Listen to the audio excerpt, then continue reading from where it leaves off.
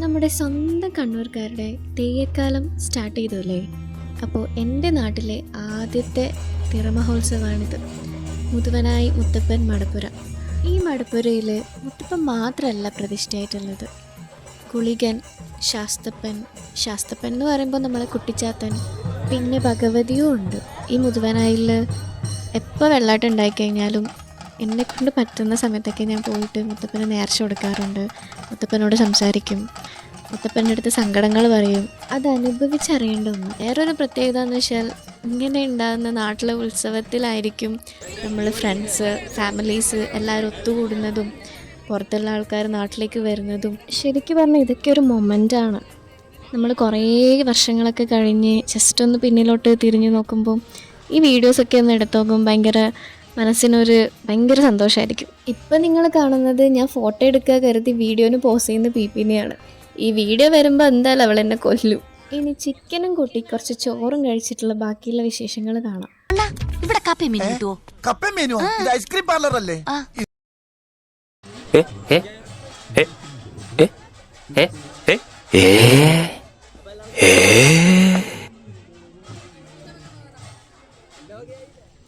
ഇനിയുള്ള പരിപാടി എന്ന് വെച്ച് കഴിഞ്ഞാൽ മടപ്പുരയിലേക്ക് വരുന്ന ഘോഷയാത്ര കാണാമെന്നുള്ളതാണ്. അതിന് വേണ്ടിയിട്ട് നമ്മൾ ചെമ്പാട് ടൗണിലേക്ക് പോവാന്ന്. ഇത് നമ്മളുടെ ഫോട്ടോ സ്പേസാണ്. എല്ലാ വർഷവും നമ്മൾ ഇവിടെ നിന്നായിരിക്കും ഫോട്ടോ എടുക്കുക. അപ്പോൾ ഫോട്ടോ എടുക്കാൻ വേണ്ടിയിട്ട് ചുറ്റിക്കളിക്കുക. പോത്ത് പോലെ വളർന്നാലും കുട്ടിക്കളി മാറാത്ത കുഞ്ഞു മക്കളാണ് എൻ്റെ ഫ്രണ്ട്സ്. അതുകൊണ്ട് കുഴപ്പമില്ല.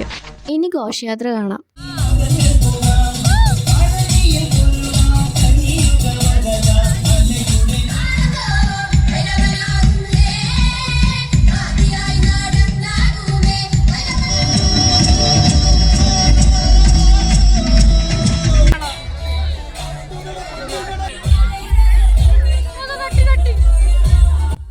ഈ ഘോഷയാത്രയിൽ എൻ്റെ മനസ്സ് നിറച്ചൊരു പരിപാടിയായിരുന്നു ഈ ദഫമുട്ട്. ഒന്ന് കണ്ടു നോക്കൂ.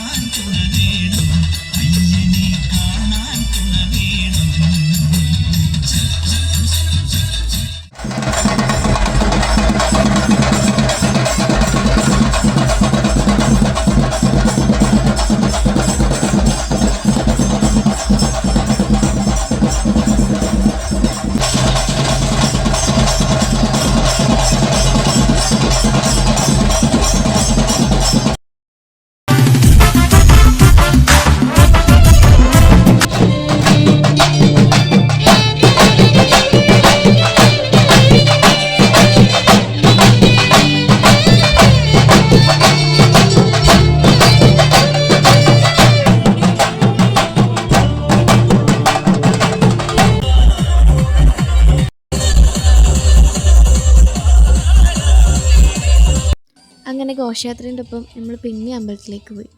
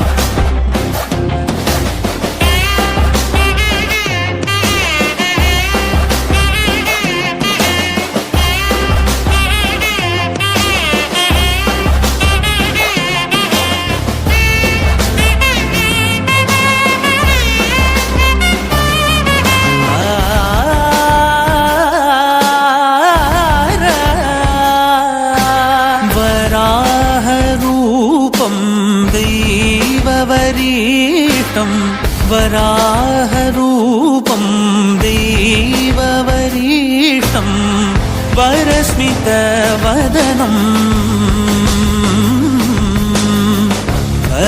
വജ്രദന്തധര രക്ഷാകവചം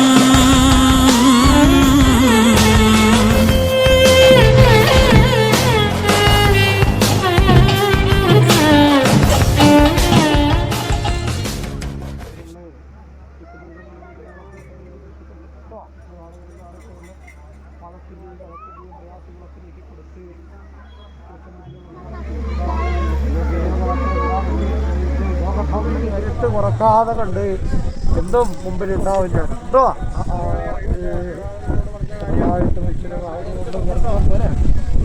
കൊണ്ടാണ് നമ്മുടെ വളരെ അറിവ് കൊണ്ടാവണേണ്ടത്. ഗണപതി ഗൃഹം കൊണ്ടോ